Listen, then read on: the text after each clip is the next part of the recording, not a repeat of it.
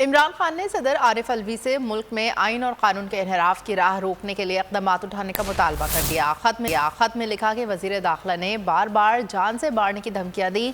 झूठे इल्ज़ामात, हिरासती, ज़ेर हिरासत जैसे हथकंडों का सामना है। सदर मुमलिकत अपनी क़यादत में तहकीकात और जिम्मेदारियों के मुहासबे का एहतमाम करें।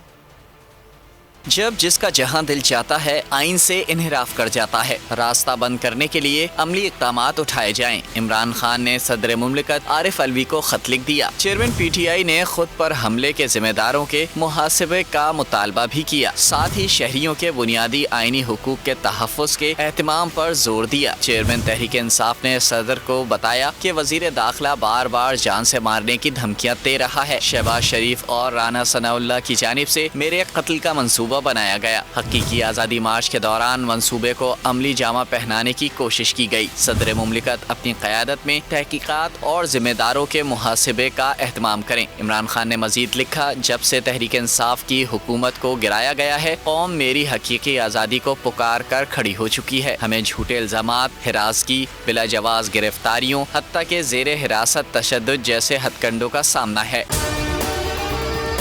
और अगर आपको हमारी ये वीडियो पसंद आई है तो लाइक पर क्लिक कीजिए।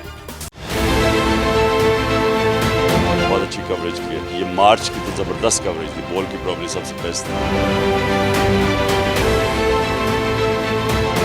सबसे ज्यादा रील्स और सबसे ज्यादा रेटिंग के साथ बोल रहा नंबर 1।